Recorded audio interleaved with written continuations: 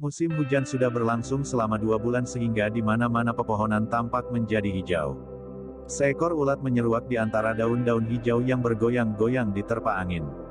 "Apa kabar daun hijau?" katanya. Tersentak daun hijau menoleh ke arah suara yang datang. "Oh, kamu ulat. Badanmu kelihatan kecil dan kurus, mengapa?" tanya daun hijau. "Aku hampir tidak mendapatkan dedaunan untuk makananku.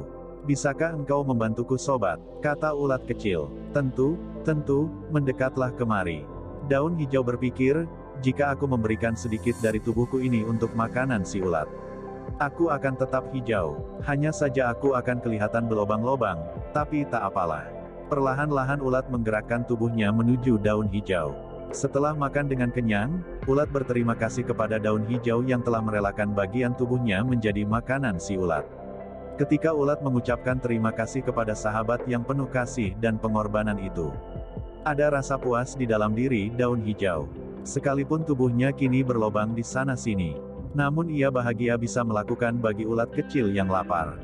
Tidak lama berselang ketika musim panas datang, daun hijau menjadi kering dan berubah warna. Akhirnya ia jatuh ke tanah, disapu orang dan dibakar. Apa yang terlalu berarti di dalam hidup kita sehingga kita enggan berkorban sedikit saja bagi sesama? Toh akhirnya semua yang ada akan binasa.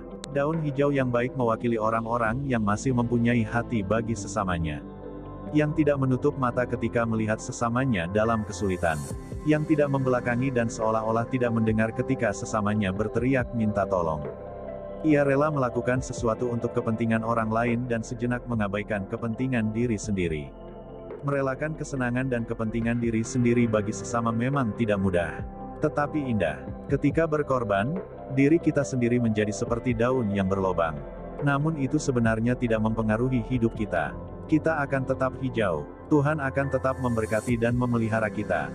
Bagi daun hijau, berkorban merupakan satu hal yang mengesankan dan terasa indah serta memuaskan. Dia bahagia melihat sesamanya bisa tersenyum karena pengorbanan yang ia lakukan. Ia juga melakukannya karena menyadari bahwa ia tidak akan selamanya tinggal sebagai daun hijau. Suatu hari ia akan kering dan jatuh. Demikianlah hidup kita, hidup ini hanya sementara kemudian kita akan mati. Itu sebabnya isilah hidup ini dengan perbuatan-perbuatan baik. Kasih, pengorbanan, pengertian, kesetiaan, kesabaran dan kerendahan hati. Jadikanlah berkorban itu sebagai sesuatu yang menyenangkan dan membawa sukacita tersendiri bagi Anda. Dalam banyak hal kita bisa berkorban, mendahulukan kepentingan sesama, melakukan sesuatu bagi mereka, memberikan apa yang kita punyai dan masih banyak lagi pengorbanan yang bisa dilakukan. Jangan pernah bosan untuk berkorban.